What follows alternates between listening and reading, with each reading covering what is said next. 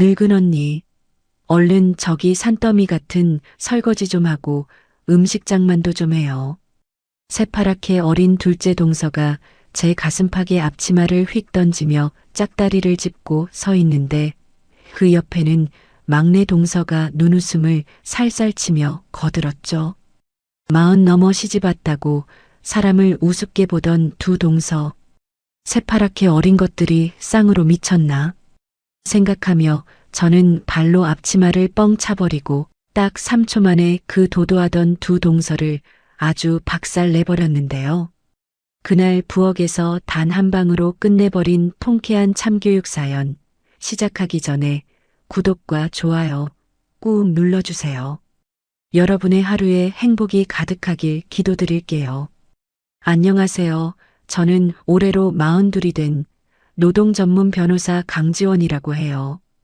법정에 서면 제법 매서운 눈빛으로 상대편 변호인을 쏘아본다고들 하는데 사실 이 단단한 껍데기 속에는 아직도 중학교 1학년 그 겨울밤에 멈춰버린 어린 계집아이 하나가 웅크리고 살고 있습니다. 누구한테도 쉽게 꺼내본 적 없는 이야기인데 오늘은 한번 천천히 풀어볼까 해요. 제가 어릴 적 살던 동네는 변두리 산빛 아래 다닥다닥 붙어있던 그런 동네였어요. 골목길이 어찌나 좁은지 어른 둘이 마주오면 한 사람은 옆으로 비켜서야 지나갈 수 있었고 비만 오면 시멘트 계단을 따라 흙탕물이 줄줄 흘러내려 신발이 다 젖어버리던 그런 곳이었죠. 그래도 저는 그 동네가 참 좋았어요. 우리 아빠가 퇴근하고 골목 어귀에 들어서면 어떻게 알았는지 동네 강아지들이 먼저 꼬리를 흔들며 달려나가곤 했거든요. 아빠는 인근 공장에서 기계를 다루는 일을 하셨는데 손이 어찌나 큰지 제 작은 손을 잡으면 손등이 다 덮여 보이질 않았어요. 그 거친 손바닥 안에서 느껴지던 따뜻한 온기, 기름 냄새가 살짝 배어있던 그 손이 저한테는 세상에서 제일 안전한 울타리였죠. 엄마는 그런 아빠를 끔찍이도 아끼셨어요. 새벽 5시면 어김없이 일어나 작은 도시락통에 밥을 꾹꾹 눌러 담고 그 위에 계란 프라이 하나를 동그랗게 얹어주셨거든요. 형편이 빠듯해서 반찬이라곤 김치하고 멸치볶음이 전부였지만 엄마는 도시락을 건네며 꼭 한 번씩 환하게 웃으셨어요. 여보, 오늘도 다치지 말고 조심해서 다녀와요. 아빠는 그런 엄마 어깨를 툭 치고는 작업화 끈을 단단히 묶으셨죠. 그 모습이 저한테는 너무 당연한 아침 풍경이었어요. 가난해도 우리 식구가 모두 둘러앉아 따끈한 밥 한 그릇 나눠 먹는 그 시간이 얼마나 귀한 건지 그땐 정말 몰랐어요. 행복은 늘 잃고 나서야 그게 행복이었구나 뒤늦게 깨닫게 되는 거잖아요.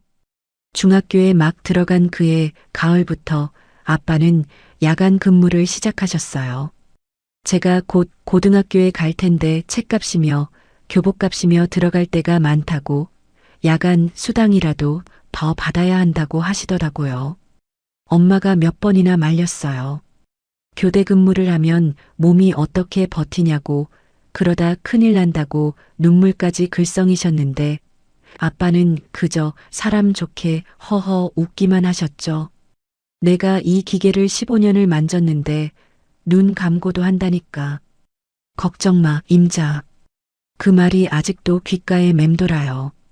눈 감고도 한다던 그 기계가 결국 우리 아빠를 집어삼킬 줄은 아무도 몰랐던 거죠. 그날 밤은 유난히 바람이 거세서 창문이 덜컹덜컹 흔들리던 밤이었어요. 제가 책상 앞에 앉아 수학 문제집을 풀고 있는데 자꾸만 마음이 싱숭생숭해서 연필이 손에 잘 잡히질 않더라고요. 엄마가 제게 따끈하게 데운 보리차를 가져다 주시려는데 그때 전화벨이 울렸어요. 따르릉, 따르릉. 그 소리가 어찌나 길게 느껴지던지요. 엄마가 수화기를 들자마자 들고 있던 컵을 떨어뜨리셨어요. 보리차가 장판 위로 좌악 쏟아지는데 엄마는 그걸 닦을 생각도 못하고 그 자리에 풀썩 주저앉으셨죠. 여보세요? 네. 우리 애 아빠가요? 어디서요? 어느 병원이요? 엄마의 목소리가 갈라지고 떨리는 걸 들으면서 저는 본능적으로 무언가 단단히 잘못됐다는 걸 알아챘어요. 심장이 쿵 떨어지는 그 느낌 아세요?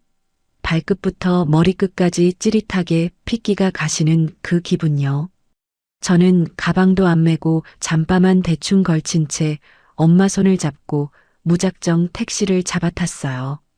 택시기사 아저씨가 백미러로 우리 둘을 힐끔거리시는데 엄마는 두 손으로 입을 틀어막고 어깨를 들썩이며 울고 계셨고 저는 그런 엄마 손을 꼭 잡은 채 차창 밖만 멍하니 바라봤죠. 가로등 불빛이 휙휙 지나가는데 마치 시간이 거꾸로 흐르는 것 같았어요. 제발, 제발 아빠 무사하게 해주세요. 입속으로 그 말만 수백 번을 되뇌면서요. 병원 응급실 앞에 도착했을 때 공장에서 일하시던 아저씨 몇 분이 작업복 차림 그대로 복도에 서 계시더라고요. 평소엔 아빠랑 살갑게 농담도 주고받고 우리 집에 와서 막걸리도 한 잔씩 걸치고 가시던 분들인데 우리 모녀를 보더니 약속이라도 한 듯 슬그머니 시선을 피하시는 거예요. 그 어색한 침묵이 어찌나 무겁던지요. 엄마가 그중 한 분의 팔을 붙잡고 떨리는 목소리로 매달리셨어요. 우리의 아빠 어떻게 됐어요? 네, 말 좀 해보세요. 아저씨는 입술만 달싹이다가 끝내 고개를 푹 숙이시더라고요. 그 순간 응급실 문이 드르륵 열리고 의사 선생님이 마스크를 내리며 우리 쪽으로 다가오셨어요. 가운 소매에 빨간 자국이 묻어 있었는데 그게 우리 아빠 피라는 걸 알아챈 순간 다리에 힘이 풀려서 저는 그대로 차가운 병원 바닥에 주저앉아 버렸어요. 의사 선생님 입에서 흘러나온 말들이 마치 외국어처럼 멀게만 들렸죠. 척추 손상, 하반신 마비, 다행히 생명에는 지장이 없으나 다행히. 그 다행이라는 단어가 왜 그렇게 잔인하게 들리던지요. 수술실에서 한참을 더 있다가 중환자실로 옮겨진 아빠를 면회 시간에 겨우 볼 수 있었는데요. 두꺼운 유리창 너머로 보인 아빠 모습은 제가 알던 우리 아빠가 아니었어요. 온갖 호스를 주렁주렁 매단 채 핏기 하나 없이 누워 계신 그 사람이 어제 아침까지 제 머리를 쓰다듬어 주시던 그 든든한 아빠라는 사실이 도무지 믿기지가 않더라고요. 엄마는 유리창에 이마를 대고 소리 없이 흐느끼셨어요. 어깨가 들썩이는데 울음소리가 새어나오지 않게 입술을 꽉 깨물고 계시는 그 뒷모습이 지금도 눈을 감으면 어제 일처럼 선명해요. 저는 그저 엄마 허리춤을 붙잡고 따라 울었어요. 우리 가족의 든든한 기둥 하나가 그날 밤 그렇게 와르르 무너져 내린 거예요. 진짜 절망은 그 다음부터 시작됐어요. 며칠 뒤 회사에서 사람이 왔는데 양복을 빳빳하게 차려입은 그 사람이 병실 문턱을 넘는 순간부터 공기가 싸늘해지더라고요. 그 사람은 의자에 앉지도 않고 서서 마치 외워온 대본을 읊듯이 차갑게 말했어요.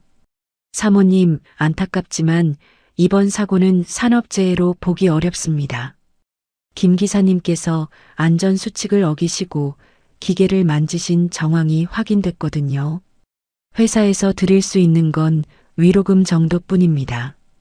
엄마가 휘청거리시면서 그 사람 양복 자락을 붙잡으셨어요. 아니, 그게 무슨 말씀이세요? 우리의 아빠가 그 기계를 15년을 만진 사람인데 안전수칙을 어겼다니요? 말이 안 되잖아요, 말이. 하지만 그 사람은 엄마 손을 매정하게 뿌리치고는 서류 한 장만 침대 옆 협탁에 툭 던져놓고 나가버리더라고요. 그 종이 한 장으로 우리 아빠 인생을, 우리 가족의 모든 걸 뭉개버린 거죠. 엄마는 그 자리에 풀썩 주저앉아 종이를 부여잡고 짐승처럼 우셨어요. 저는 그때 처음으로 어른들의 세계라는 게 얼마나 매정하고 야박한 곳인지를 뼛속까지 새기게 됐어요. 더 견디기 힘들었던 건 그 다음 일이었어요. 엄마가 진실을 밝혀줄 사람을 찾아 공장으로 아저씨들 댁으로 뛰어다니셨는데 평소에 우리 아빠랑 형 동생 하던 그 아저씨들이 약속이나 한 듯이 입을 꾹 다물어 버리시는 거예요. 어떤 분은 아예 문도 안 열어주셨고 어떤 분은 문틈으로 미안하다는 말만 어렵게 흘리시고는 문을 닫아버리셨죠. 한 번은 제가 엄마 손을 잡고 한 아저씨 댁 앞에서 한참을 기다린 적이 있었어요. 그 댁 아주머니가 결국 못 견디시고 문을 빼꼼 여시더니 엄마를 보고 눈물을 훔치며 그러시더라고요. 재수 씨 미안해. 정말 미안해. 우리도 먹고 살아야 하잖아. 우리 애들도 학교 보내야 하고 회사에서 한마디라도 보태면 당장 잘린다는데 어떡해.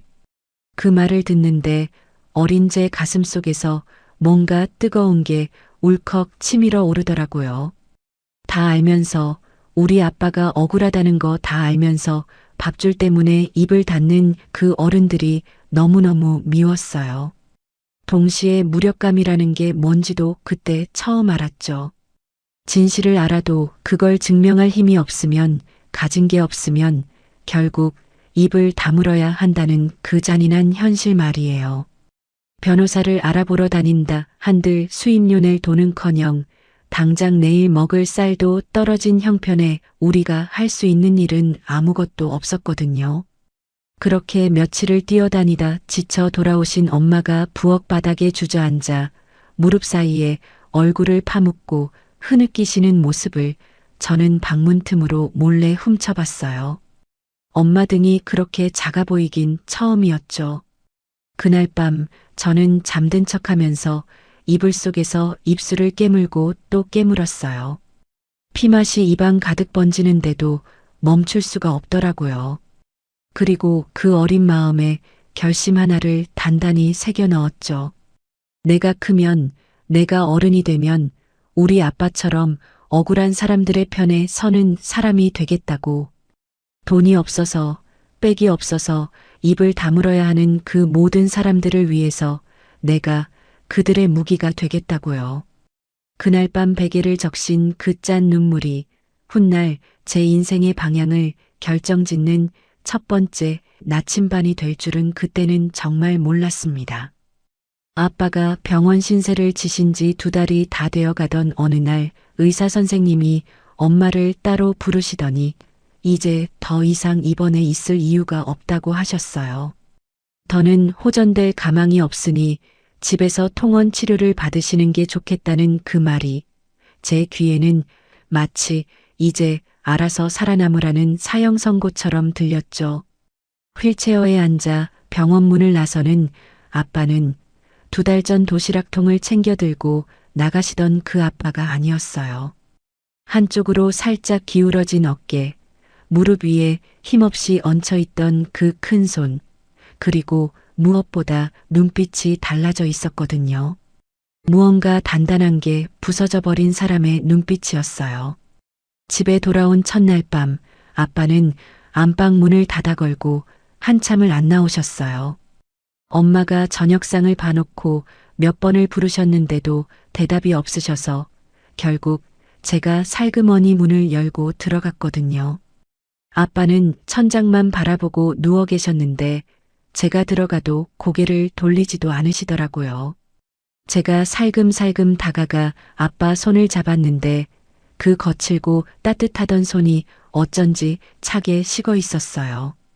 한참을 그렇게 손만 잡고 있었더니 아빠가 천천히 입을 떼셨죠. 지원아, 아빠가 미안하다. 그 한마디가 어찌나 무겁던지 저는 고개를 세차게 저으면서 아빠 손등에 얼굴을 비볐어요. 미안할 게 뭐가 있냐고, 살아 돌아와 주신 것만으로도 감사하다고 말씀드리고 싶었는데 목이 메어서 한마디도 나오질 않더라고요.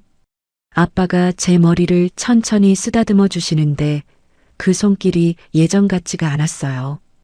힘이 하나도 없었거든요. 그날 밤 저는 안방에서 나와 제 방 이불 속에 들어가 소리 죽여 또 울었어요. 아빠가 안 들으시게, 엄마가 더 슬프지 않게 입을 꽉 틀어막고 어깨만 들썩이며 울었죠. 다음 날 아침부터 엄마는 동네 식당을 돌아다니기 시작하셨어요. 평생 집에서 살림만 하시던 분이 어디 가서 일자리를 구해보신 적이 있어야지요. 식당 주인들이 나이가 많아서 경력이 없어서 이런저런 이유로 퇴짜를 놓을 때마다 엄마는 입술을 깨물고 다음 집 문을 두드리셨어요. 그러다 동네 큰 길가에 있는 갈비탕 집에서 겨우 주방 보조 자리를 얻으셨는데 새벽 5시에 나가서 밤 10시가 다 되어야 들어오시는 자리였죠.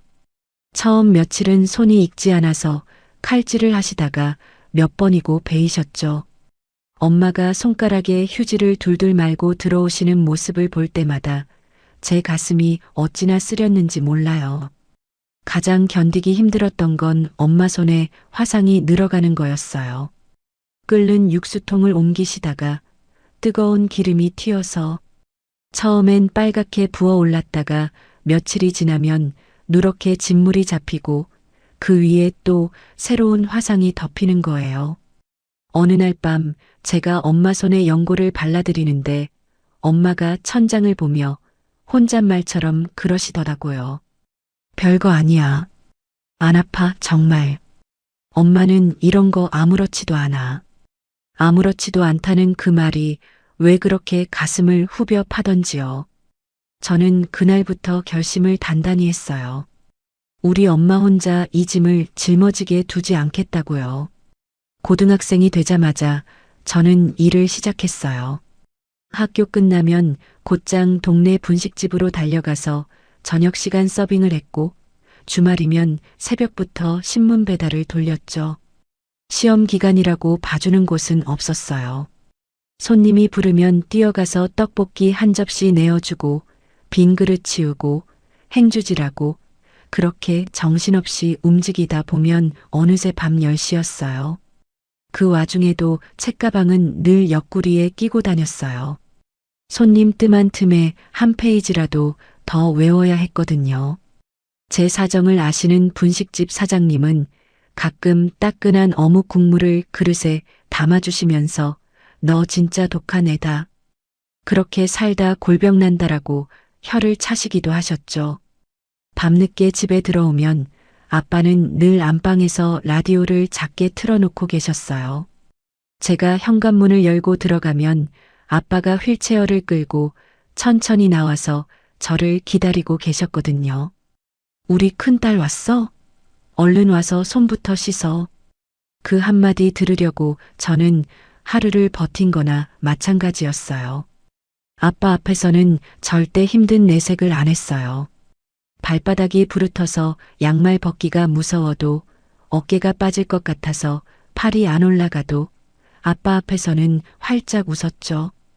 우리 아빠가 가뜩이나 미안한 마음에 가슴앓이를 하시는데 저까지 힘든 모습을 보이면 아빠가 무너지실 것 같았거든요. 새벽 1시쯤 모두가 잠든 시간이면 저는 좁은 책상 앞에 앉아서 그제야 책을 폈어요. 졸음이 밀려와서 글자가 빙글빙글 돌 때면 허벅지를 꼬집었어요. 멍이 시커멓게 들도록 꼬집어도 정신이 안 들 때는 찬물에 세수를 하고 다시 책상 앞에 앉았죠. 책상 옆에는 작은 사진 한 장을 붙여놨었어요. 제가 초등학교 5학년 때 가족 셋이 놀이공원에 가서 찍은 사진이었는데 그 사진 속 아빠가 저를 무동 태우고 환하게 웃고 계셨거든요. 졸릴 때마다 그 사진을 보면 신기하게도 정신이 번쩍 들었어요. 내가 지금 졸 때가 아니다. 저 아빠 웃음을 다시 찾아드려야 한다. 그 생각 하나로 버텼던 거죠.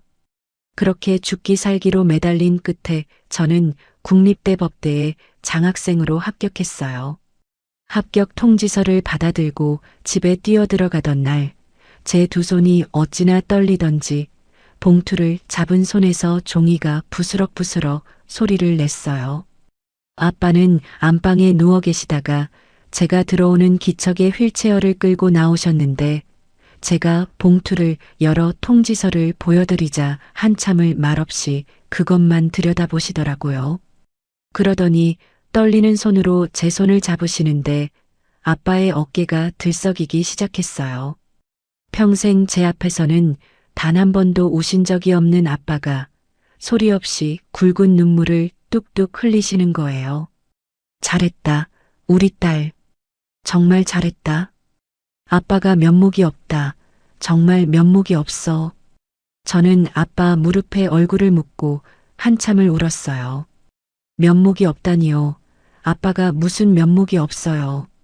저를 이렇게 키워주신 게 아빠인데 제가 이 길을 걷겠다고 마음먹게 만들어주신 게 아빠인데. 부엌에서 그 소리를 듣던 엄마도 앞치마에 얼굴을 묻고 어깨를 들썩이셨죠. 그날 밤 우리 세 식구는 좁은 마루에 둘러앉아 라면 한 그릇씩을 끓여 먹었어요. 변변한 축하 음식 한 번 못 차렸지만 그 라면이 제 평생 먹어본 음식 중에 제일 맛있었던 것 같아요. 대학에 들어가서도 저는 단 하루도 쉬지 못했어요.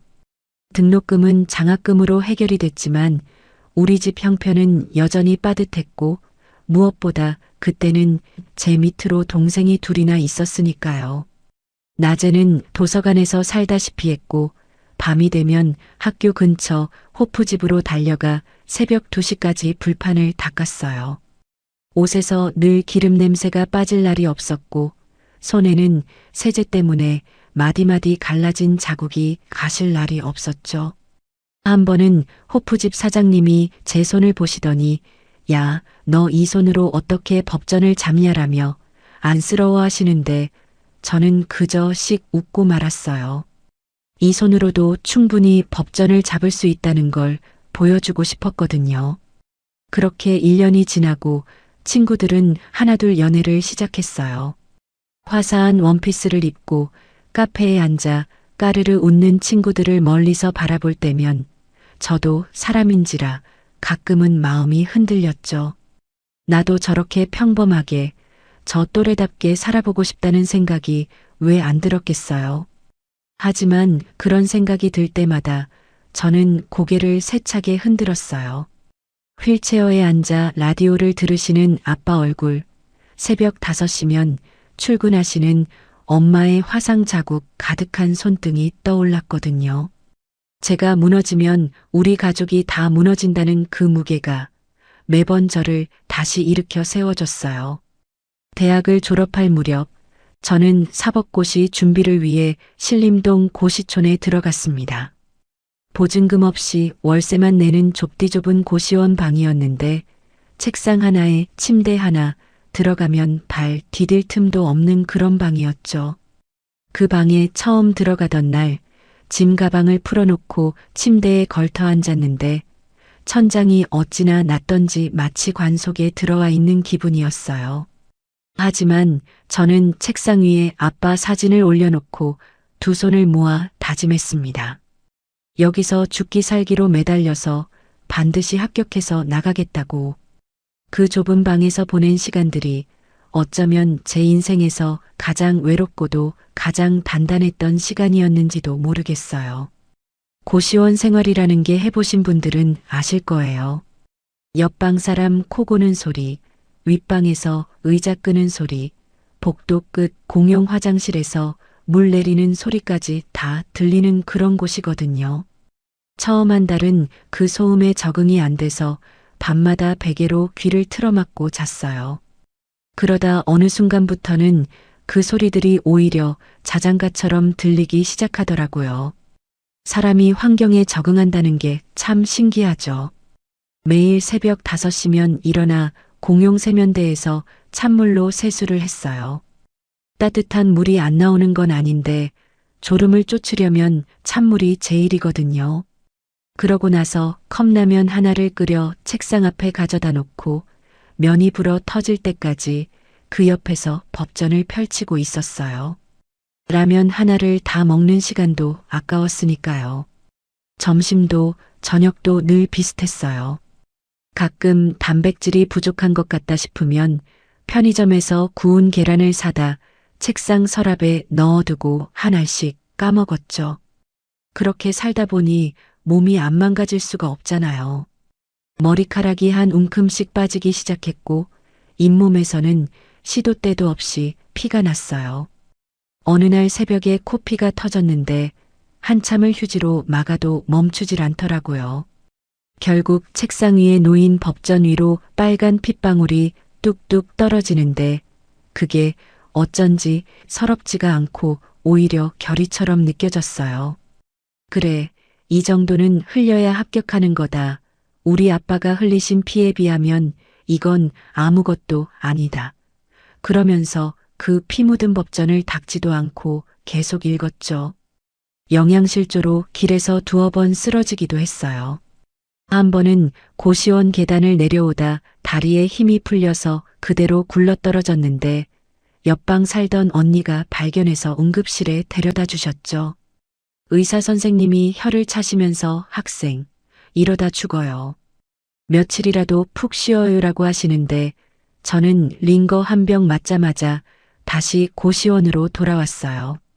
쉴 시간이 없었어요. 한 번에 합격해야만 했거든요. 두 번, 세 번 떨어지면 우리 집은 정말로 무너지는 거니까요. 그 무렵 엄마한테서 한 통의 전화가 걸려왔어요. 평소엔 제가 공부에 방해될까봐 절대 먼저 전화 안 하시던 분인데 그날따라 목소리가 가라앉아 계시더라고요. 지원아, 별일은 없지? 밥은 챙겨 먹고? 응, 잘 먹고 있어. 엄마, 무슨 일 있어? 아니, 별일 아니야. 그냥 우리 큰딸 목소리가 듣고 싶어서. 너무 무리하지 말고 알았지? 전화를 끊고 한참을 멍하니 앉아 있다가 아빠에게 전화를 걸어봤어요. 알고 보니 엄마가 일하시던 식당에서 미끄러져 손목이 부러지셨다는 거예요. 그러면서도 저한테 걱정 끼칠까봐 입을 꾹 다물고 계신 거였죠. 그 소식을 들으니까 손에 펜이 잡히지가 않더라고요. 책상에 엎드려서 한참을 끄끄거리며 울었어요. 엄마, 미안해. 내가 더 빨리 끝낼게. 진짜 더 빨리 끝낼게. 입속으로 그 말만 수십 번을 반복하면서요. 그렇게 4번의 봄, 여름, 가을, 겨울이 지나갔어요. 마지막 시험을 치르고 고시원으로 돌아오던 길, 제 다리가 어찌나 후들거리던지 횡단보도에서 신호 2번을 그냥 보냈어요. 다 쏟아냈다는 후련함과 떨어지면 어쩌나 하는 두려움이 동시에 밀려오는데 그 감정의 무게를 감당할 자신이 없었거든요. 발표가 나기까지 그 몇 주가 어찌나 길던지요. 잠도 못 자고 밥도 못 먹고 손톱만 물어뜯다가 결국엔 손가락 끝마다 피가 맺힐 지경이 됐죠. 발표 당일 아침 저는 떨리는 손으로 컴퓨터 앞에 앉았어요.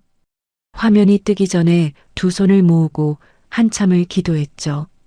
우리 아빠 한 번만, 딱 한 번만 환하게 웃으실 수 있게 해주세요. 라고요. 합격자 명단을 스크롤로 천천히 내리는데 제 이름 석자가 보이는 순간 저는 의자에서 그대로 흘러내려 바닥에 주저앉아 버렸어요. 너무 기뻐서 소리도 안 나오고 그저 입을 벌린 채 어깨만 들썩였어요. 한참을 그렇게 바닥에 앉아 있다가 정신을 차리고 휴대폰을 들어서 아빠한테 전화를 걸었죠. 신호가 2번 가기도 전에 아빠가 받으셨어요. 마치 제 전화를 기다리고 계셨다는 것처럼요.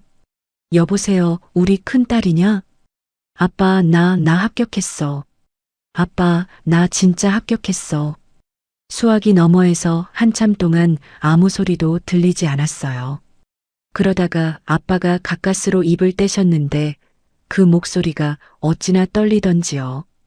우리 딸이 해냈구나. 아빠가.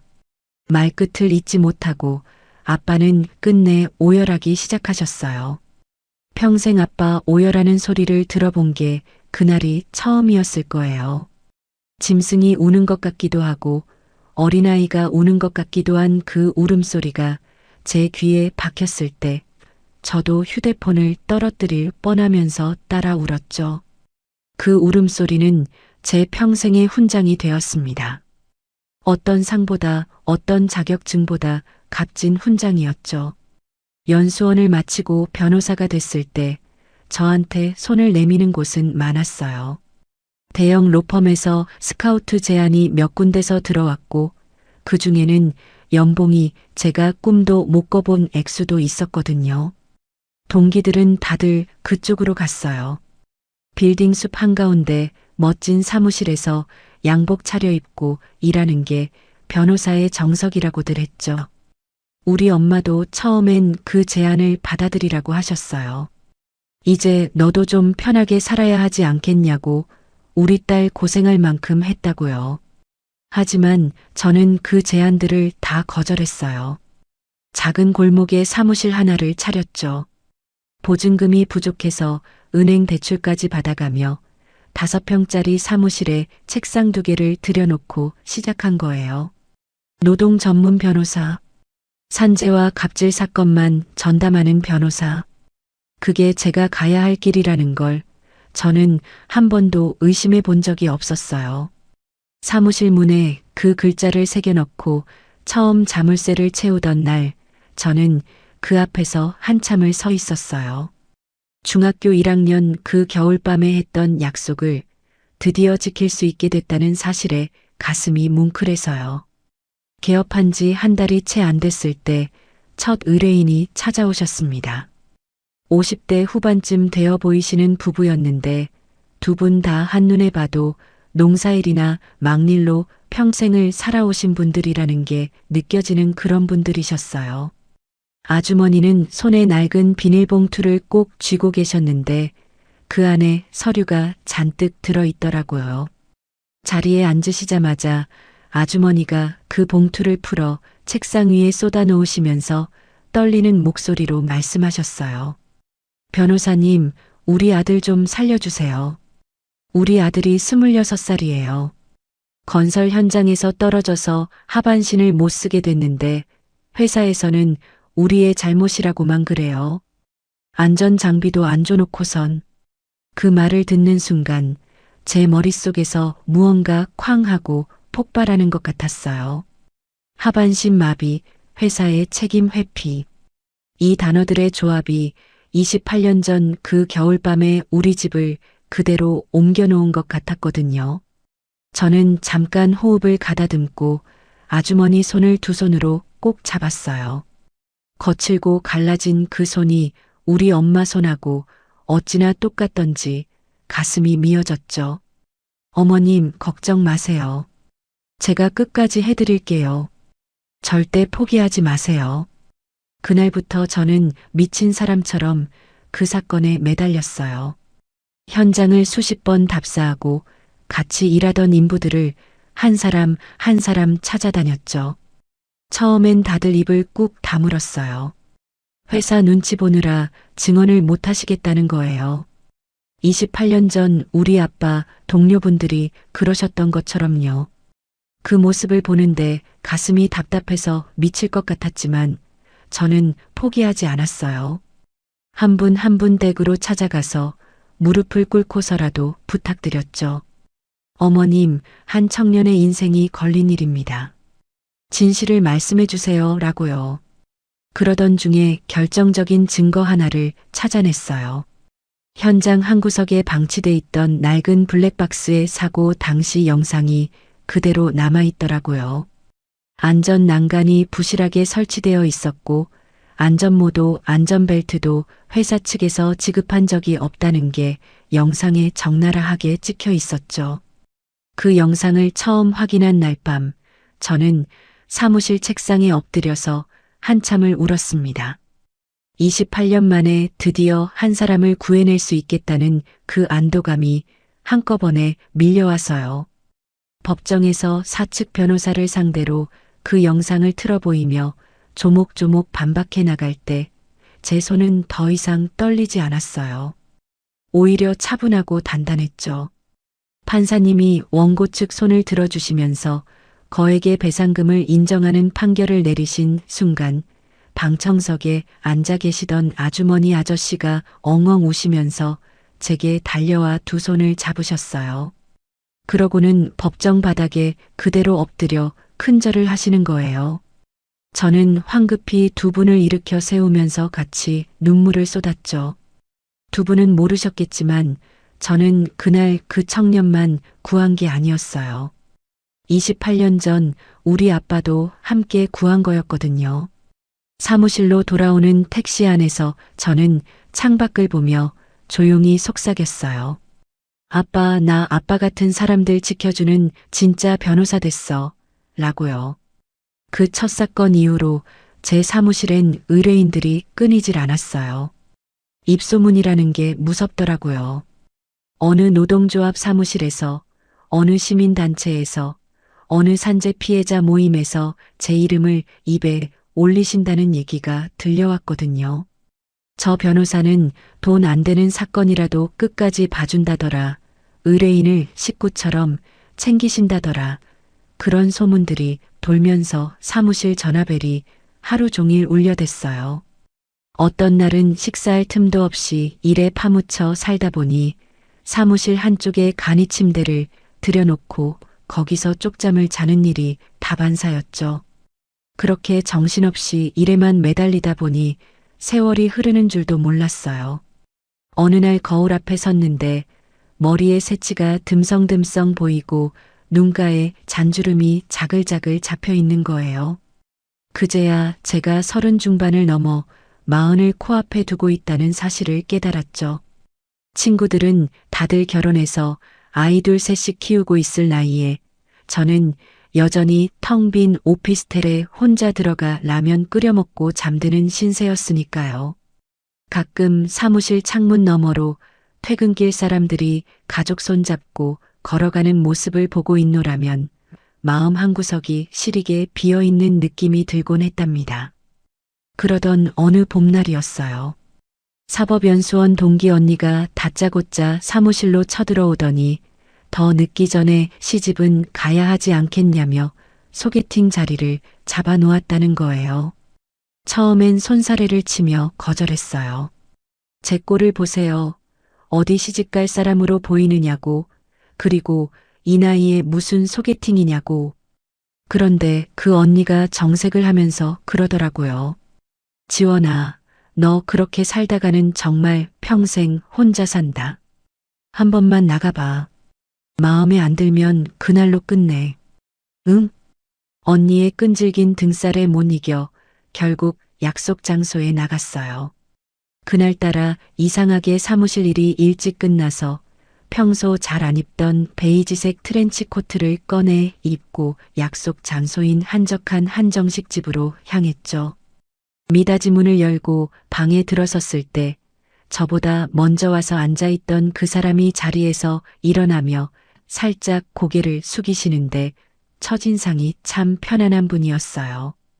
키가 훤칠하고 어깨가 넓었는데 무엇보다 눈빛이 따뜻하더라고요.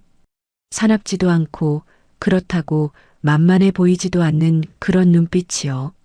저보다 3살이 많으셨고 작은 무역회사를 다니신다고 했어요.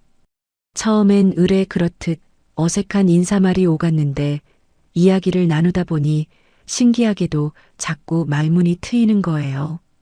제가 노동 전문 변호사라고 하니까 그분이 눈을 반짝이며 그러시더라고요. 아, 그러시구나. 그 길은 정말 사명감 없으면 못 가는 길이라고 들었는데 대단하신 분을 만난 거네요. 그 말이 그냥 의례적인 칭찬으로 들리지가 않더라고요. 진짜로 마음에서 우러나오는 존중이 담겨 있었거든요. 제가 슬쩍 어떻게 그런 길을 가게 됐는지 묻지 않으시냐고 했더니 그분이 빙긋 웃으며 그러시는 거예요. 본인이 말하고 싶을 때 말해주시면 그때 들을게요. 사람 사연이라는 게 캐묻는 거 아니더라고요. 그 한마디에 제 마음의 빗장 하나가 스르르 풀리는 소리가 들렸어요. 평생 누구한테도 쉽게 꺼내지 못했던 어린 시절 이야기를 저도 모르게 그날 밤 그분 앞에서 한 자락씩 풀어내고 있더라고요. 우리 아빠 얘기, 우리 엄마 손등의 화상 자국 얘기, 고시원 시절 흘렸던 코피 얘기까지 한참을 정신없이 이야기하다 정신을 차려보니 그분 눈가가 살짝 붉어져 있었어요. 그러더니 천천히 손을 뻗어 제 손등 위에 자기 손을 가만히 얹으시면서 그러시는 거예요. 잘 살아오셨네요. 정말 잘 살아오셨어요. 그 한마디에 제 가슴 깊은 데서 무언가 쿵 하고 내려앉았어요. 평생 누구한테 이런 말을 들어본 적이 없었거든요. 다들 저더러 독하다, 무섭다, 그런 말은 많이 했지만 잘 살아왔다는 말을 해준 사람은 그분이 처음이었어요. 그날 그 한정식 집을 나서면서 저는 직감했어요. 아, 이 사람이구나. 내가 평생을 기댈 수 있는 사람이 이 사람이구나 하고요. 연애 기간은 길지 않았어요. 둘 다 나이가 있었고 무엇보다 서로에 대한 확신이 빨리 들었거든요. 결혼 얘기가 오갈 때쯤 그이가 시댁에 인사 가는 날을 잡았어요. 그날 아침에 거울 앞에 앉아 머리를 매만지는데 평생 법정에서 사납기로 소문난 강 변호사라는 사람이 손이 떨려서 립스틱을 3번이나 다시 발랐어요. 그래도 명색이 며느리감으로 인사 가는 자리인데 잘 보여야 한다는 부담이 어찌나 크던지요. 시댁은 서울 변두리의 단독주택이었어요. 마당에 작은 화단이 있고 거기에 빨간 장미가 곱게 피어있는 그런 정겨운 집이었죠. 시아버님이 직접 현관까지 나오셔서 제 손을 잡아주시는데 손이 어찌나 따뜻하시던지요. 시어머님은 정성스럽게 차려진 한 상을 내오시면서 제 옆에 앉아 손을 꼭 잡으시더라고요. 우리 며느리 사진보다 훨씬 곱네. 그동안 얼마나 고생했어. 이제 우리 식구 됐으니까 마음 푹 놓고 살아. 그 말씀에 저도 모르게 눈물이 핑 돌았어요. 평생 시집살이라는 게 무섭다는 얘기만 들었지 이렇게 따뜻하게 맞아주시는 시부모님이 계실 거라곤 상상도 못했거든요. 두 분 다 동네 복지관에서 봉사활동을 하시며 노년을 보내고 계셨는데 만나 뵙는 내내 마음이 어찌나 편안하던지 마치 친정에 온 것 같은 기분이었어요. 문제는 그 다음이었어요. 식사가 한창일 무렵 현관문 열리는 소리가 나더니 동서들이 들이닥쳤거든요. 둘째 동서는 33이라고 했고 막내 동서는 30이라고 했는데 그러니까 저보다 한참 어린 동서들이었죠. 그 둘은 거실로 들어서면서 저를 위아래로 한번 쓱 훑어보는데 그 눈빛이 어찌나 묘하던지요. 입가에는 웃음을 띠고 있었지만 그 웃음 뒤에 무언가 다른 것이 숨어 있다는 게 본능적으로 느껴졌어요. 평생 법정에서 사람 표정 읽는 게 일이었던 저잖아요. 그 미세한 표정의 균열이 제 눈에 안 보일 리가 없었죠. 자리에 앉자마자 시아버님이 자랑스러운 목소리로 제 직업을 말씀해 주셨어요. 우리 큰 며느리감이 변호사야, 변호사. 그것도 약한 사람들 편에서 일하는 노동 전문이래. 대단하지 않냐? 그 말이 떨어지기가 무섭게 둘째 동서가 입을 열었어요. 어머, 그러세요? 요즘 변호사들 많이 쏟아져 나와서 개나 소나 변호사라던데 노동 전문이면 사건 수임료가 좀 그렇겠네요? 돈 안 되는 일만 하시는 거 아니에요? 그 말 끝에 막내 동서가 살짝 웃음을 흘리면서 거들었어요. 근데 형님 실례지만 연세가 어떻게 되세요? 아주버님이랑 동갑이세요? 저보다 어린 것들이 호구조사하듯 나이부터 캐묻는 그 무례함의 속에서 뭔가 욱하고 올라왔지만 시부모님 앞이라 꾹 눌렀어요. 40이라고 답하니까 막내 동서가 손으로 입을 가리면서 작게 어머 하는 거예요. 그러더니 둘째 동서랑 눈을 한번 마주치고는 말을 이었어요. 아유, 그럼 시집살이는 어떡하시려고요? 40의 새색시 시작이면 체력이 좀 딸리지 않으세요? 시댁 일이라는 게 보통 일이 아닌데. 저희야 일찍 시집 와서 이제 어머님 일 도와드리는 게 손에 익었지만 형님은 좀 힘드실 텐데 어쩌나? 저 말에 진짜 의미가 뭐였겠어요. 늙어서 시집 온 주제에 시댁일이나 제대로 하겠냐. 우리가 너 위에 있다. 그 얘기를 빙빙 둘러서 한 거잖아요. 시부모님은 그 미묘한 가시를 못 알아채시고 그저 허허 웃기만 하셨고 옆에 앉은 그이는 어쩔 줄 몰라 하면서 제 손을 식탁 밑으로 꼭 잡아주더라고요. 저는 그저 입꼬리만 살짝 올린 채로 미소를 지어 보였어요. 첫 만남에서 안 좋은 모습 보일 수는 없었으니까요. 저녁 식사가 끝나고 동서들이 주방에 함께 들어가 설거지를 하겠다며 자리를 비우셨는데 잠시 후 주방 쪽에서 두 사람이 자기들끼리 소곤거리며 까르르 웃는 소리가 거실까지 새어 나왔어요. 무슨 얘기를 하시는지 정확히 들리진 않았지만 자기들끼리 작당하는 기운이라는 게 어떤 건지 저는 본능적으로 알겠더라고요. 제 안에서 오랜 세월 동안 단련된 전투 레이더가 작동하기 시작한 거죠. 아, 이 집에는 시부모님이 다가 아니구나. 진짜 상대해야 할 사람들은 따로 있구나. 집에 돌아오는 차 안에서 그이가 미안한 얼굴로 그러더라고요. 오늘 재수 씨들이 좀 그랬지? 원래 좀 그런 사람들이긴 한데 결혼하면 잘 지내게 될 거야. 너무 신경 쓰지 마. 저는 차창 밖을 바라보며 가만히 웃었어요. 그러고는 그의 손을 잡으며 말했죠. 신경 안 써. 살아보면서 천천히 풀어가지 뭐. 말은 그렇게 했지만 속으로는 칼날을 하나 곱게 갈아넣고 있었어요. 평생 법정에서 별의별 갑질하는 인간들을 다 상대해 본 사람인데 새파랗게 어린 동서들이 텃세 부려봤자 저한테는 가소로운 수준이었죠. 다만 시부모님은 좋은 분들이시니까 두 분 마음 다치지 않게 잘 정리해 나가야겠다는 다짐 정도였어요. 어디 한번 해봐라. 나는 산전수전 다 겪고 마음까지 살아남은 사람이다. 너희가 던지는 가시 따위에 흔들릴 사람이 아니다. 그런 생각을 하면서 저는 차창에 머리를 기댄 채 조용히 눈을 감았어요. 그날 그 어린 동서들과의 첫 만남이 앞으로 펼쳐질 길고 긴 시집살이 전쟁의 시작을 알리는 종소리였다는 걸 그때는 그저 어렴풋이 직감만 하고 있었을 뿐이었죠. 결혼식은 양가 가족만 모시고 조촐하게 치렀어요. 호텔 예식장도 아니고 동네 작은 웨딩홀이었지만 그날 제 마음은 어느 신부보다 충만했죠. 신부 입장을 하는데 휠체어에 앉으신 우리 아빠가 꽃길 끝에서 저를 바라보고 계셨거든요.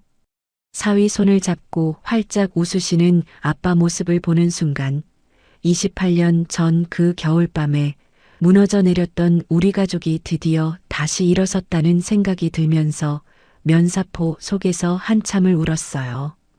그이가 그런 저를 가만히 안아주면서 등을 토닥여주는데 그 따뜻한 손길이 아빠가 어린 적에 제 머리를 쓰다듬어 주시던 손길하고 어찌나 닮았던지요. 신혼생활은 꿀 같았어요. 결혼 전에는 일에 파묻혀 살던 제가 그이 덕분에 처음으로 사람답게 사는 법을 배워가고 있었거든요.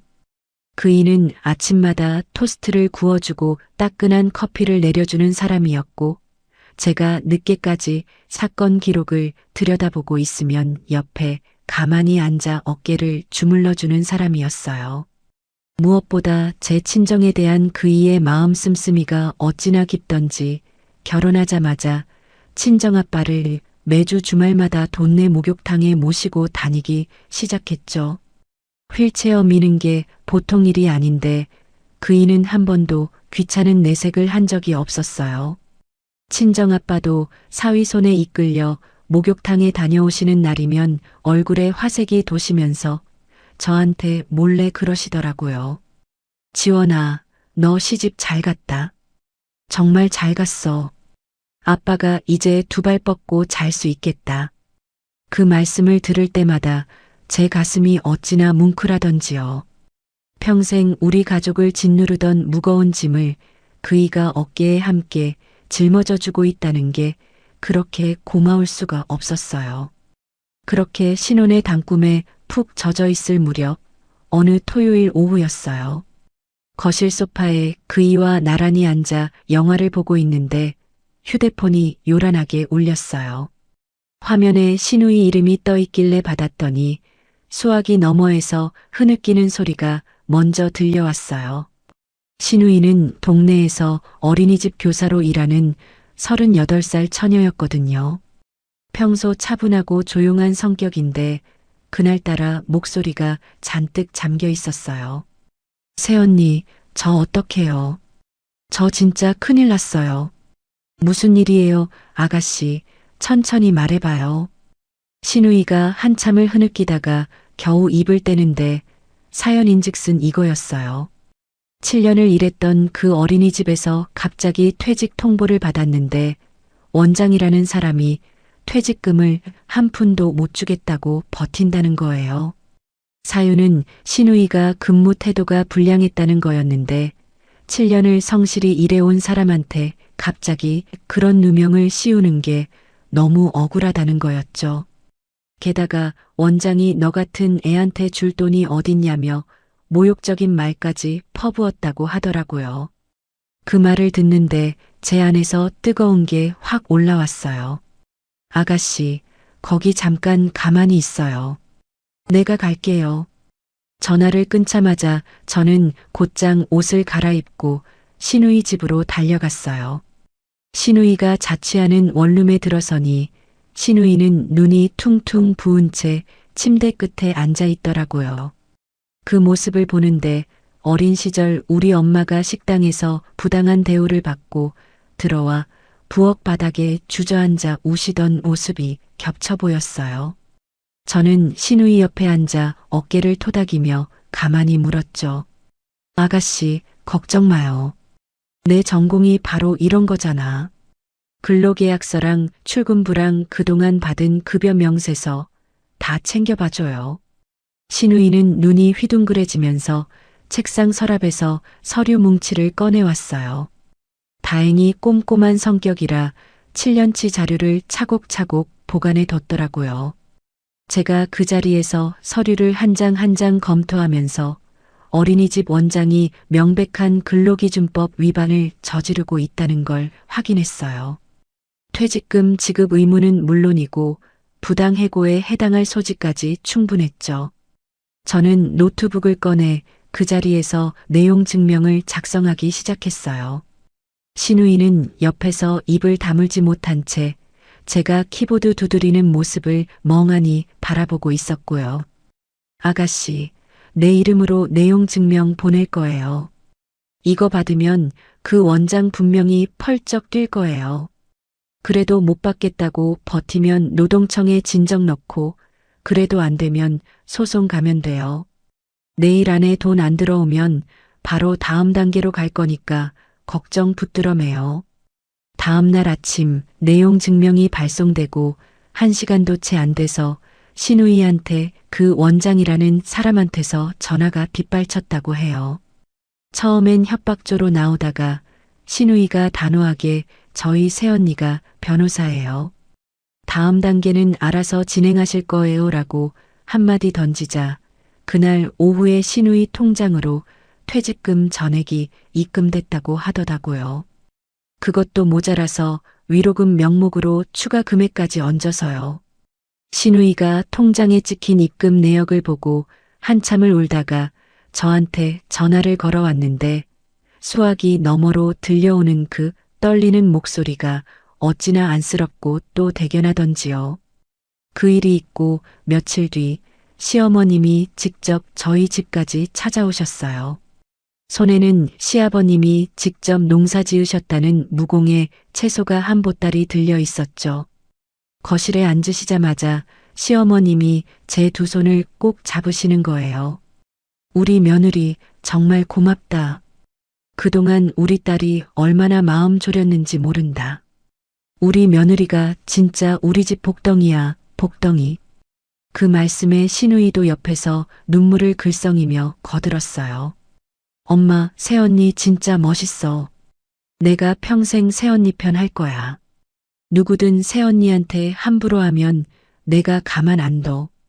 시어머님과 시누이의 그 진심 어린 말씀에 제 마음이 무장 해제되더라고요. 시댁에 든든한 내 편이 두 명이나 생긴 거잖아요. 두 동서가 텃세를 부려도 시부모님과 시누이만 제 편에 서주신다면 저는 두려울 게 없겠다는 안도감이 들었어요. 그런데 그 든든함이 며칠 가질 못했죠. 결혼하고 처음으로 시댁 제삿날이 다가왔거든요. 시아버님의 모친, 그러니까 돌아가신 시할머님 제사였는데 시어머님이 며칠 전부터 전화를 주시며 일찍 와서 같이 음식 장만하자고 신신당부를 하셨어요.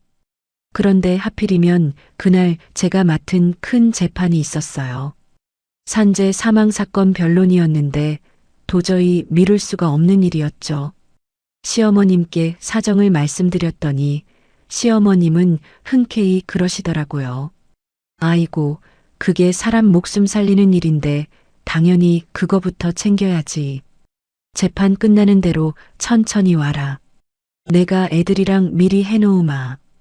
그 너그러우신 말씀에 마음 한구석이 따뜻해졌어요.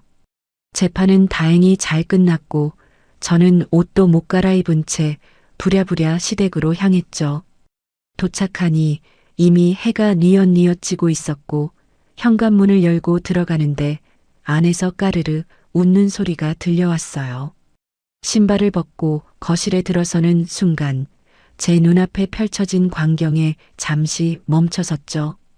거실 소파에는 둘째 동서와 막내 동서가 다리를 꼬고 앉아서 과일을 콕콕 찍어 먹으며 텔레비전 드라마를 보고 있었어요. 부엌에서는 시어머님이 혼자서 등을 굽힌 채 전을 부치고 계셨고요. 두 동서는 제가 들어온 줄도 모르는 듯 한참을 더 깔깔거리다가 인기척을 느끼고 고개를 돌렸어요. 저를 보자마자 둘째 동서가 자리에서 벌떡 일어났는데 손에 들고 있던 앞치마를 제 가슴팍에 휙 던지면서 짝다리를 짚고 서더라고요. 아이고 형님, 이제 오셨네요? 우리 늙은 언니가 재판한다고 늦는다고 하셔서 우리가 다 기다리고 있었지 뭐예요. 자, 얼른 앞치마 두르시고요. 저쪽 부엌에 산더미처럼 쌓인 설거지 좀 해요. 그 말 끝에 막내 동서가 끼어들었어요. 눈웃음을 살살 치면서요. 맞아요 형님. 저희가 미리 다 해놓으려다가 그래도 큰 동서가 와서 한 자락은 해야 도리지 싶어서 일부러 좀 남겨놨거든요. 아유, 너무 부담스러워하지 마세요. 우리야 평생 할 일인데 형님은 늦게 오셨으니까 좀 따라잡으셔야 되잖아요. 서로 눈을 마주치며 키득거리는 그 두 동서의 얼굴을 보는데 기가 차서 헛웃음이 다 나오더라고요. 새파랗게 어린 것들이 이 무슨 시대착 오적인 텃세질인가 싶어서요. 저는 가슴팍에 떨어진 앞치마를 발끝으로 툭 차서 옆으로 밀어놓고는 입꼬리를 살짝 올린 채 두 동서를 가만히 바라봤어요. 평생 법정에서 단련된 그 싸늘한 미소를 띤 채로 말이죠. 동서들이 그 눈빛에 살짝 움찔하는 게 보이더라고요. 새파랗게 어린 것들이 쌍으로 미쳤나? 속으로 그렇게 칼을 갈면서요. 부엌 쪽에서 시어머님이 인기척을 느끼셨는지 고개를 빼꼼 내미시는데 저는 그 모습을 보면서 마음을 정했어요. 시어머님 앞에서 이 두 사람을 망신 줘봤자 그 화살이 결국 시어머님께도 튈 것 같았죠. 좋으신 분이 며느리 잘못 봤다는 소리 듣게 만들고 싶지 않았거든요. 그래서 저는 일부러 목소리를 낮춰서 그러나 한 글자 한 글자 또박또박 두 동서에게 들리도록 말했어요. 동서들, 잠깐 이리 좀 와봐. 안방으로. 두 사람의 얼굴이 살짝 굳어지는 게 보였어요. 평소 같았으면 콧대 높게 무시하고 그 자리에서 깔깔거렸을 사람들인데 제 눈빛이 평소와 다르다는 걸 본능적으로 알아챈 거죠. 둘은 서로 눈빛을 주고받더니 마지못해 자리에서 일어나 따라 들어왔어요. 안방 문을 조용히 닫고 저는 두 동서를 마주보고 섰어요. 그러고는 두 사람을 번갈아 가며 천천히 훑어보는데 둘째 동서는 팔짱을 끼고 턱을 살짝 치켜들었고 막내 동서는 옆에서 슬그머니 머리카락을 만지작거리더라고요. 동서들, 사람 잘못 봤네? 네, 그게 무슨... 둘째 동서가 발끈하려는데 제가 손을 들어 말을 끊었어요. 내 직업이 뭔 줄 알지? 노동 전문 변호사야. 우리 사무실에 하루에도 몇 명씩 찾아오는 사람들이 누군 줄 알아? 직장에서 텃세 부리고 갑질한 가해자들 응징해 달라고 찾아오는 피해자들이야. 내가 그런 인간들 어떻게 다루는지 너희가 인터넷에 내 이름 한번 쳐보면 바로 나올 거야. 두 동서의 얼굴이 점점 하얗게 질려가는 게 눈에 보였어요. 둘째 동서의 팔짱이 슬그머니 풀리고 막내 동서는 아예 시선을 바닥으로 떨궜죠. 오늘 너희가 나한테 한 짓, 법적으로 따지면 괴롭힘에 준하는 행위야. 가족이라는 이유로 봐주고 넘어갈 거라고 생각했지? 천만에. 나는 이런 거 절대 그냥 못 넘어가. 다만 오늘은 시할머님 제삿날이고 시어머님 좋은 분이시니까 한 번만 못 들은 걸로 해줄게. 한 번만이야. 제 목소리는 끝까지 차분했어요. 큰 소리 한 번 안 냈는데 두 동서는 마치 매를 맞은 사람처럼 어깨가 움츠러들어 있었죠. 막내 동서가 먼저 입을 떼는데 목소리가 가늘게 떨리더라고요. 형님, 저는 그냥 농담으로. 농담? 그게 어떻게 농담이니? 동서, 직장 내 괴롭힘 가해자들이 법정에서 제일 많이 하는 변명이 뭔 줄 알아? 농담이었다야. 그 한마디로 사람 인생 망쳐놓고 자기는 빠져나가려고 하는 그 비겁한 변명. 똑같은 짓 하지 마. 그 말에 막내 동서의 눈에 눈물이 그렁그렁 맺히더라고요. 둘째 동서는 그래도 자존심이 있었는지 입술을 꽉 깨물고 있었지만 앞머리 사이로 식은땀이 흐르는 게 보였죠.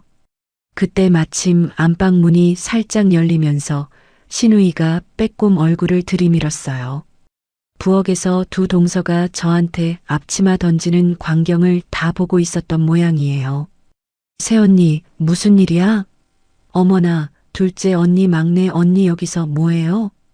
신우이가 일부러 큰 소리로 그러는데 이어서 한마디를 더 보태더라고요.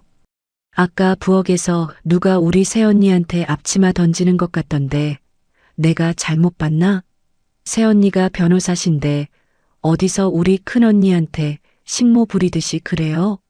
둘째 언니, 막내 언니, 제발 그러지 좀 마요. 새언니는 우리 집 복덩이라고 어머니가 그러셨잖아요. 신우이의 그 한방에 둘째 동서의 얼굴이 빨갛게 달아올랐어요. 신우이는 시댁의 막내딸이라 시부모님이 끔찍이 아끼시는 데다 며칠 전 제가 퇴직금 받아준 일로 시댁 전체에 입김이 세진 상태였거든요. 그 신우이가 노골적으로 제 편을 들고 나서니 두 동서는 더 이상 할 말을 잃었죠. 막내 동서가 결국 고개를 푹 숙이면서 기어들어가는 목소리로 그러더라고요. 형님, 죄송해요. 제가 잘못했어요. 둘째 동서는 끝까지 사과는 안 했어요. 대신 차갑게 한마디 던지고는 부엌으로 뛰쳐나가더라고요. 제가 설거지 할게요. 그 뒷모습을 보면서 저는 길게 한숨을 한번 내쉬었어요. 시원하다기보다는 씁쓸한 마음이 더 컸어요. 이렇게까지 해야만 사람 대접을 받는 이 시댁 풍경이 어쩐지 서글프기도 했거든요. 신우이가 제 등을 토닥이며 그러더라고요. 새언니 잘했어요. 진작에 한번 호되게 당했어야 할 사람들이에요. 신경 쓰지 마요. 그 첫 제사 사건 이후 시댁 분위기는 완전히 뒤집혔어요. 두 동서는 제 앞에서 함부로 입을 놀리지 못했고 시부모님은 저를 더 끔찍이 아껴주셨어요. 둘째 동서는 여전히 속으로 끓는 모양이었지만 겉으로는 잠잠해졌고 막내 동서는 그래도 막내답게 슬슬 제 눈치를 보며 살갑게 다가오기 시작했죠. 그렇게 몇 달이 평온하게 흘러갔어요. 그러던 어느 늦은 밤이었어요. 시계가 밤 11시를 가리키고 있었는데 잠자리에 들기 전 머리를 말리고 있는데 현관문 벨이 다급하게 울렸어요. 이 시간에 누가 왔나 싶어 그이와 함께 인터폰 화면을 봤더니 막내 동서가 화면 가득 얼굴을 들이밀고 있는 거예요. 화장이 다 번지고 머리도 산발이 된 채로요. 그이가 깜짝 놀라서 문을 열어주는데 막내 동서가 신발도 제대로 못 벗고 거실 한가운데 그대로 무너지듯 주저앉더라고요. 그러고는 어깨를 들썩이며 통곡을 하기 시작했어요. 어찌나 서럽게 울던지 그 울음소리가 마치 죽음 앞에 선 사람의 곡소리 같았어요. 형님, 저 좀 살려주세요. 저는 무릎을 꿇고 앉아 막내 동서의 양 어깨를 잡았어요. 평소에 도도하고 새침했던 사람이 이 지경으로 무너져 있다는 게 보통 일이 아니라는 게 느껴졌거든요. 그이가 따뜻한 차 한 잔을 가져다 손에 쥐어주자 막내 동서가 그 컵을 두 손으로 떨며 한참을 안고 있다가 겨우 입을 떼는데 그 사연이 어찌나 기가 막히던지요. 회사 팀장이라는 사람이 6개월 전부터 막내 동서를 들들 볶아왔다는 거예요. 그것도 한두 번이 아니라 매일같이요. 회식 자리에서 술 따르라고 강요하고 못 따르겠다고 하면 다음날 회의에서 망신을 주고 막내 동서가 만든 보고서를 사람들 앞에서 박박 찢어버린 적도 있었다고 해요. 그러면서 자기 개인적인 심부름까지 시켰다는 거예요. 자기 와이프 생일 선물 사오라고 백화점 보내고 자기 자식 학원비 영수증까지 정리시키고 심지어 자기 어머니 병원 진료 예약까지 막내 동서한테 시켰다는 거죠. 그러면서 인사평가권을 쥐고 있다는 걸 빌미로 막내 동서의 입을 막아왔다고 해요. 형님, 저 한 달 전부터 잠을 못 자요. 약 없이는 잠도 못 들고 매일 아침 출근할 때마다 한강 다리만 보면 발이 안 떨어져요. 어제는 제가 말을 잇지 못하고 막내 동서가 얼굴을 두 손에 묻으며 흐느꼈어요. 무슨 말을 하려다 만 건지 짐작이 가더라고요. 가슴이 철렁 내려앉으면서 평소 미워하던 마음이 그 순간 다 녹아버렸어요. 제 의뢰인으로 사무실에 찾아왔던 수많은 직장 갑질 피해자들의 얼굴이 한꺼번에 막내 동서 위로 겹쳐 보였거든요. 그 사람들도 다 그랬어요. 처음엔 화도 못 내다가 한참을 시달리고 시달려서 결국 사람이 부서질 대로 부서진 다음에야 제 사무실 문을 두드렸죠. 그 마지막 한 발자국을 떼지 못해서 정말로 돌이킬 수 없는 길로 가버린 분들도 있었고요. 저는 막내 동서를 가만히 끌어안았어요. 평소 같았으면 절대 안 했을 행동인데 그 순간만큼은 동서가 아니라 한 사람의 피해자로 보였거든요. 어깨가 어찌나 야위었던지 안아보니 뼈가 만져질 정도였어요. 그동안 얼마나 마음고생을 했길래 사람이 이 지경이 됐나 싶어 가슴이 미어졌어요. 동서, 괜찮아. 내가 다 정리해 줄 테니까 걱정하지 마. 오늘 밤은 여기서 자고 가. 그러자 막내 동서가 제 옷자락을 부여잡고 울면서 그러는 거예요. 형님, 제가 그동안 형님한테 못되게 굴었던 거 다 기억해요. 늙은 형님이라고 깐죽거렸던 거, 첫 제사 때 앞치마 던졌던 거 다 기억해요. 제가 그래서 더 못 견디겠어요. 형님 앞에 이렇게 무릎 꿇고 빌어도 될 자격이 없는 사람인데. 그 말에 저도 모르게 코끝이 시큰해졌어요. 사람이 진짜 바닥까지 떨어지면 자기가 했던 잘못이 다 떠오르나 봐요. 저는 막내 동서의 등을 천천히 쓸어주며 말했어요. 그건 나중에 천천히 풀어가. 지금은 동서 살리는 게 먼저야. 내일 아침에 동서 회사로 갈 거야. 내가 변호사 명함 들고 직접 들어가서 그 팀장 책상 앞에 서줄 거니까 동서는 마음 단단히 먹어. 이제 동서 혼자가 아니야. 알았지? 막내 동서가 제 무릎에 얼굴을 묻고 펑펑 우는데 그이가 말없이 따뜻한 담요 한 장을 가져다 막내 동서 어깨에 덮어주더라고요. 그러고는 제 어깨에 가만히 손을 얹으면서 그러는 거예요. 잘 생각했어. 우리 식구잖아. 식구 일은 도와줘야지. 그날 밤 저는 막내 동서를 거실 소파에 눕히고 옆에서 한참을 같이 앉아 있었어요. 동서가 잠이 들 때까지 그 손을 꼭 잡고 있었거든요. 창밖으로 새벽별이 하나둘 지고 있었지만 저는 잠이 오질 않았어요. 내일 아침에 그 가해자 앞에 어떻게 설 것인지 머릿속으로 시뮬레이션을 돌리고 또 돌렸으니까요. 두고 봐라. 우리 동서한테 그딴 짓 한 인간. 내가 너 같은 인간들 잡으려고 이 길을 택한 사람이다. 속으로 그렇게 칼을 갈면서요. 다음 날 아침 저는 평소보다 일찍 일어나 짙은 남색 정장을 꺼냈어요. 법정에 설 때 입는 옷이었죠. 머리도 단정하게 묶고 평소 잘 안 바르던 진한색 립스틱까지 꺼내 발랐죠. 식탁에 앉아 시리얼을 깨작거리고 있는 막내 동서한테 다가가 어깨에 손을 얹으며 말했어요.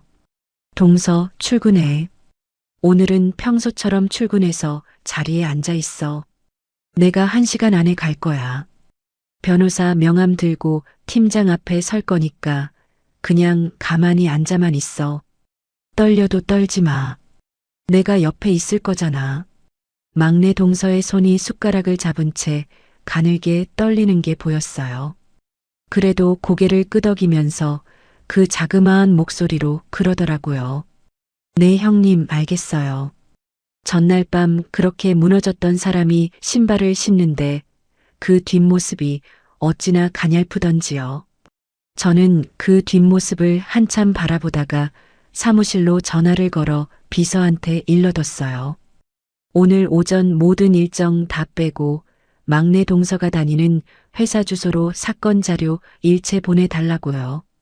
미리 어젯밤에 막내 동서한테 받아둔 녹취 파일과 카톡 캡처 자료들이 비서 손에 넘어가 있었거든요. 그것들 출력해서 클리어 파일에 정리해 달라고 했죠.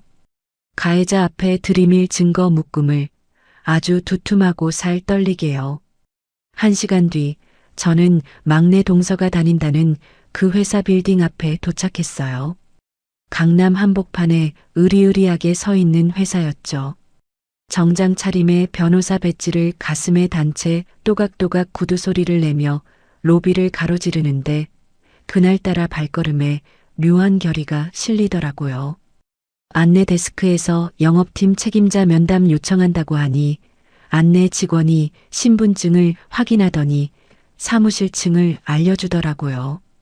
엘리베이터에서 내려 영업팀 사무실 문을 여는 순간 사무실 안 공기가 한순간에 얼어붙었어요. 직원들이 일제히 고개를 들어 저를 쳐다보는데 그 시선 끝에 막내 동서가 자기 자리에 앉아 있더라고요.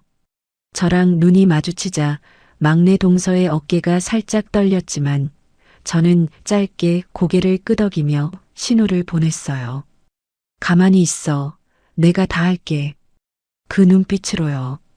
저는 정중앙에 떡하니 앉아있는 한 남자한테로 곧장 걸어갔어요. 머리 벗겨진 자리에 머리카락을 빗어넘긴 50대 후반의 남자였는데 누가 봐도 그 사람이 팀장이라는 걸 알 수 있는 그런 자리였죠. 그 사람 앞에 서서 저는 손가방에서 명함과 두툼한 서류 파일을 꺼내 책상 위에 탁 내려놓았어요. 안녕하세요. 장소연 씨의 법률 대리인 강지원 변호사입니다. 그 한마디에 팀장이라는 사람의 얼굴이 일순간에 일그러졌어요. 옆자리 직원들이 키보드 두드리던 손을 멈추고 슬금슬금 이쪽을 쳐다보는 게 느껴졌죠. 팀장이 마른 침을 한번 삼키더니 어색하게 웃으면서 자리에서 일어났어요. 아, 네. 변호사님이 어쩐 일로? 일단 회의실로 가시죠. 여기서 합시다. 제 짧은 한마디에 팀장의 얼굴이 시뻘개졌어요. 자기 부하 직원들 다 보는 앞에서 모욕을 당하기 싫었던 거죠. 하지만 그건 제가 노린 거였어요. 평생 부하 직원들 앞에서 권위 부리며 갑질하던 인간한테 그 권위가 무너지는 순간을 똑같은 자리에서 똑똑히 보여주는 것. 그게 진짜 응징의 시작이거든요. 팀장님, 지난 6개월 동안 장소연 씨한테 행하신 직장 내 괴롭힘 행위, 그리고 사적 노무 강요 행위에 대해 정식으로 문제 제기 드립니다. 여기 자료 보세요. 저는 파일을 한 장 한 장 펼치며 그 사람 눈앞에 들이밀었어요. 팀장이 회식 자리에서 막내 동서한테 술 따르라며 욕설을 퍼붓는 녹취 파일, 보고서를 찢어 던지면서 인격 모독성 발언을 쏟아낸 음성 기록, 자기 와이프 생일 선물 사오라며 보낸 카톡 메시지, 자기 어머니 병원 예약을 떠넘긴 메시지까지.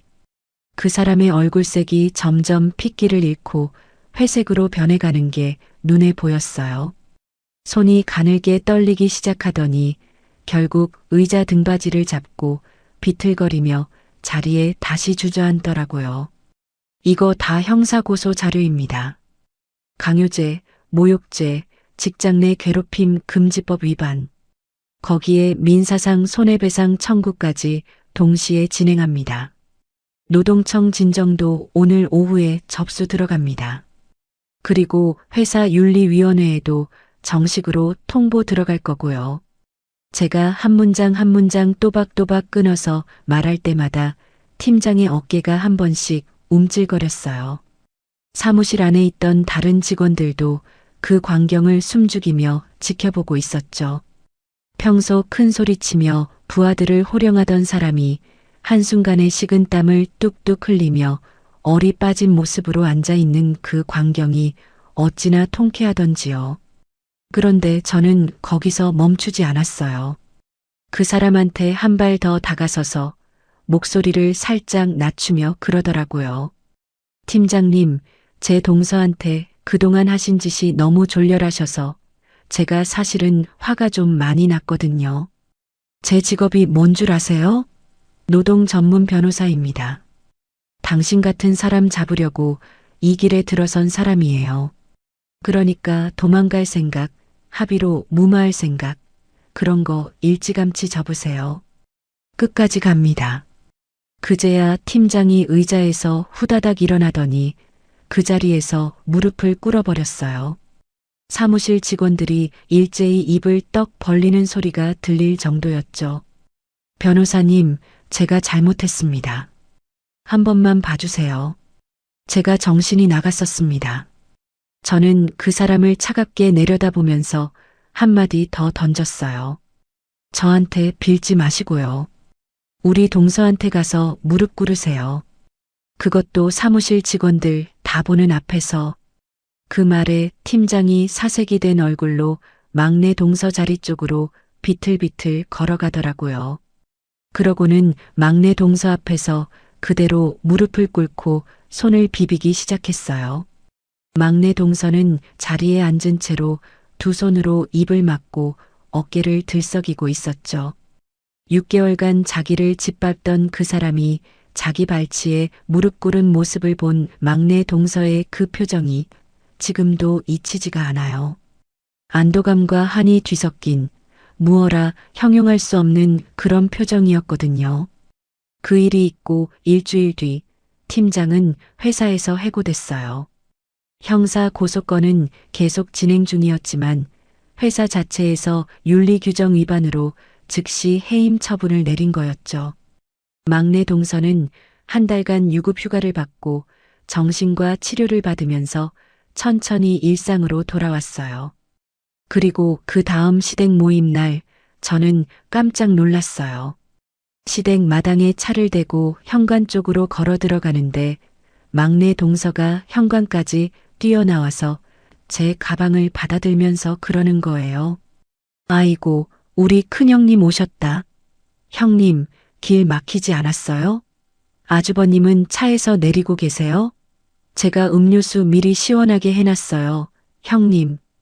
그 호들갑에 거실에 앉아있던 둘째 동서가 눈이 휘둥그레져서 막내 동서를 쳐다보더라고요. 평소 자기랑 한편이었던 사람이 어느 날 갑자기 저한테 찰싹 달라붙어서는 손을 떠받들고 있으니 기가 막혔겠죠. 둘째 동서가 입을 비죽거리며 한마디 하는 거예요. 동서 갑자기 왜 그래? 그러자 막내 동서가 둘째 동서 쪽으로 획 돌아서더니 평소와 다른 단호한 목소리로 그러더라고요. 왜는 뭐가 왜예요? 우리 큰형님이신데. 둘째 언니 앞으로 큰형님한테 함부로 하면 그땐 제가 가만 안 둬요. 큰형님이 제 은인이거든요. 알겠어요? 거실에 짧은 정적이 흘렀어요. 시어머님이 부엌에서 그 광경을 보시고는 잔잔히 웃으시면서 그래, 동서들끼리 사이 좋아야지 하고 거두시는데 둘째 동서의 얼굴이 벌겋게 달아올랐어요. 자기가 평소 부려먹던 막내 동서한테 면박을 당했으니 그 자존심이 어땠겠어요. 둘째 동서는 입술을 깨물며 자기 가방을 들고 안방으로 들어가 버리더라고요. 그날 저녁 식사 자리에서 시아버님과 시어머님이 새로 사두신 한우 갈비를 구워주시며 저를 그렇게 칭찬하시더라고요. 우리 큰며느리가 둘째까지 살려줬다며. 우리 집 복덩이 정말 맞아. 신우이도 옆에서 거들었어요. 엄마, 새언니가 우리 집 진짜 기둥이에요. 우리 큰언니 없으면 시댁이 어떻게 굴러가겠어요. 저는 그저 빙긋 웃으면서 갈비 한 점을 입에 넣었어요. 그런데 식탁 끝자리에 앉아 갈비를 깨작거리던 둘째 동서의 표정이 영 어둡더라고요. 평소 시댁의 실세 노릇을 하던 사람이 한순간에 고립되어 가는 게 본인도 느껴졌겠죠. 막내 동서는 시아버님이 따라주시는 술잔을 받으면서 일부러 저한테 큰 소리로 큰형님도 한 잔 받으세요 하고 능청을 떨었고 신우이는 그 옆에서 까르르 웃었고요. 둘째 동서는 그 광경을 지켜보면서 점점 더 깊이 어깨를 움츠리고 있었어요. 며칠 뒤 둘째 동서한테서 조심스러운 카톡이 한 통 왔어요. 자기가 운영하는 정육식당에서 한번 따로 만났으면 좋겠다는 내용이었죠. 그 짧은 메시지를 읽는데 어쩐지 가슴 한구석이 묘하게 시리더라고요. 평생 살벌하게 대립하던 사람이 먼저 손을 내미는 그 순간이라는 게 통쾌하기보다는 어딘가 짠한 구석이 있는 법이거든요. 저는 잠시 휴대폰 화면을 들여다보다가 천천히 답장 키패드를 두드렸어요. 이번 주 토요일 저녁 알겠다고요. 토요일 저녁 저는 약속 장소인 둘째 동서의 정육식당으로 향했어요. 가는 길에 동네 작은 꽃집에 들러서 노란 프리지아 한 다발을 샀어요. 무슨 마음으로 그걸 샀는지 저도 잘 모르겠어요. 그저 손에 뭔가 따뜻한 게 들려 있어야 그 자리가 덜 어색할 것 같아서요. 식당 문을 열고 들어가는데 평소엔 손님으로 북적이던 가게가 그날따라 텅 비어 있었어요. 둘째 동서가 일부러 가게 문을 일찍 닫아놓은 모양이더라고요. 가장 안쪽 테이블에 둘째 동서가 혼자 앉아 있었어요. 그 모습이 평소와 좀 달라 보였죠. 늘 화려하게 차려입고 진한 화장을 하던 사람이 그날따라 민낯에 수수한 회색 가디건 차림으로 앉아 있더라고요. 제가 들어서자 자리에서 벌떡 일어나는데 그 동작이 어쩐지 어색하고 서툴렀어요. 형님 와주셨네요. 불러서 왔지. 자, 이거 받아. 제가 프리지어를 내미니까 둘째 동서가 잠시 멈칫하더니 두 손으로 그걸 받아들고 한참을 들여다보는 거예요. 그러더니 꽃다발에 얼굴을 살짝 묻으면서 깊이 숨을 들이마시더라고요. 그 모습이 어찌나 짠하던지요. 정육점 일하느라 매일 핏물과 기름 냄새에 둘러싸여 사는 사람한테 꽃향기라는 게 얼마나 오랜만이었을까 싶어서요. 자리에 마주 앉으니까 둘째 동서가 미리 준비해둔 한우 등심을 불판 위에 올리기 시작했어요. 손이 어찌나 빠르고 능숙한지 평생 이 일로 살아온 사람의 손이라는 게 한눈에 보였죠.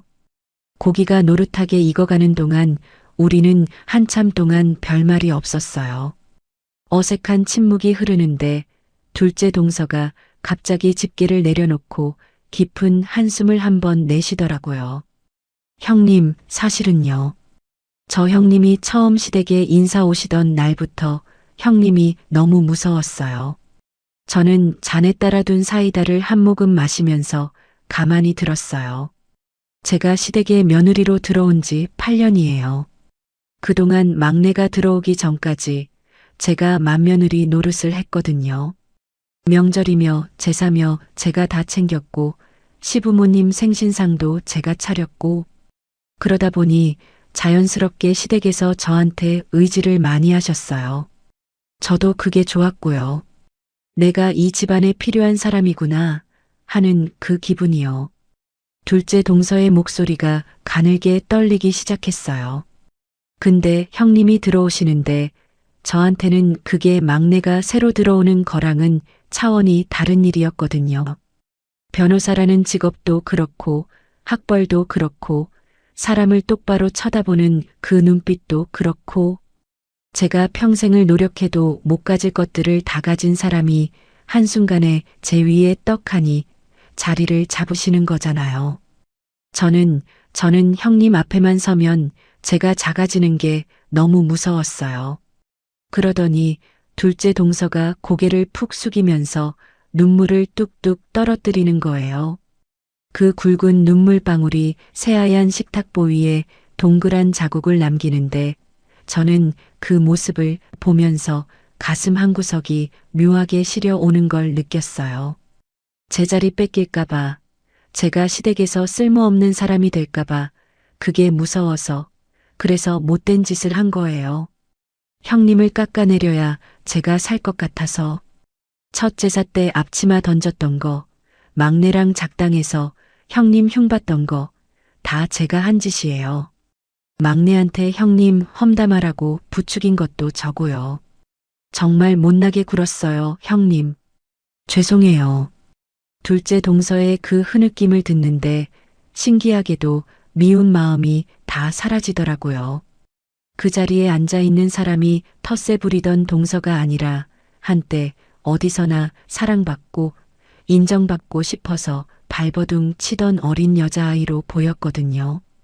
평생 변호사 일하면서 수많은 사람들의 속내를 들여다보며 살았잖아요.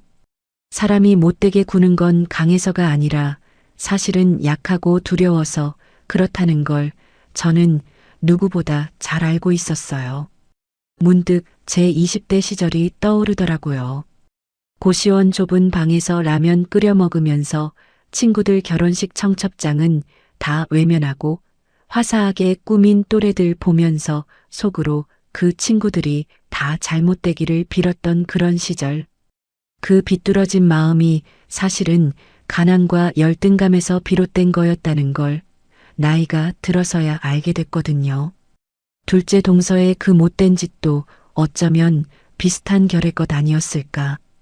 그렇게 생각하니 미움이 자리할 자리가 없더라고요. 저는 가만히 손을 뻗어 둘째 동서의 손등에 제 손을 올려놓았어요. 정육점일로 굳은 살이 잔뜩 박인 그 거친 손이 어쩐지 우리 엄마 손하고 비슷한 결을 가지고 있더라고요. 동서, 이제 그만 울어. 나 사실 다 풀었어. 오늘 이 고기 먹으러 오면서 다 풀고 왔다고. 둘째 동서가 고개를 들어 저를 쳐다보는데 눈가에 눈물이 그렁그렁 맺힌 채 입은 살짝 벌어져 있더라고요. 형님, 진짜요? 진짜야. 그리고 동서, 한 가지만 약속해. 앞으로 나한테 못되게 굴면 그때는 진짜 내용 증명 날린다? 변호사 형님 무서운 줄 알아야 돼. 제 농담에 둘째 동서가 울다 말고 푹하고 웃음을 터뜨렸어요. 그 웃음이 어찌나 환하던지 평생 처음 보는 동서의 표정이었어요.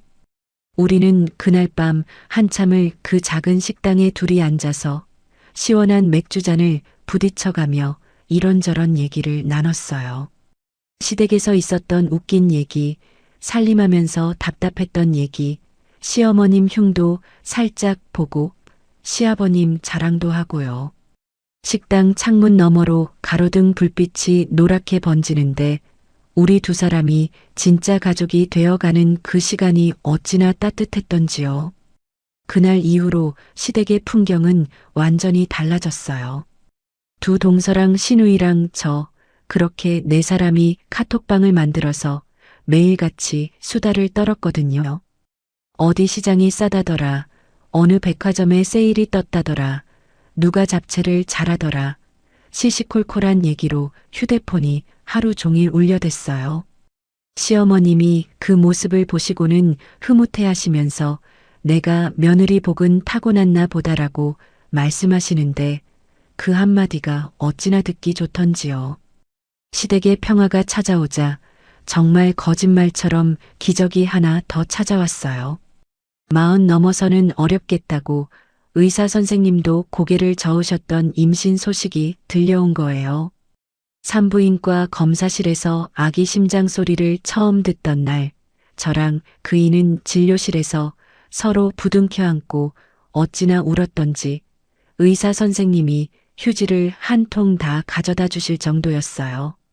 우리 친정아빠도 그 소식을 듣고 휠체어에 앉아 한참을 우셨어요. 우리 큰딸 평생 가족한테 다 퍼주기만 하더니 이제 너도 너만의 가족을 얻는구나. 그 말씀을 듣는데 저도 모르게 코끝이 시큰해졌어요. 진짜 평생을 가족을 위해서 달려온 인생이었잖아요. 이제야 비로소 저만의 진짜 가정을 갖게 되었다는 그 벅참이 말로 다 표현이 안 되더라고요. 10달이 지나고 우리 아들이 태어나던 날 그 작은 생명을 처음 품에 안았던 순간을 저는 평생 잊지 못할 거예요. 그 보들보들한 볼을 손가락으로 살짝 쓰다듬는데 그제야 우리 엄마 아빠가 저를 키우시면서 어떤 마음이셨는지가 한꺼번에 가슴으로 밀려들어왔어요. 식당에서 화상을 입어가면서도 저한테 힘들단 말 한마디 못하셨던 우리 엄마. 휠체어에 앉아 합격 소식을 듣고 오열하시던 우리 아빠.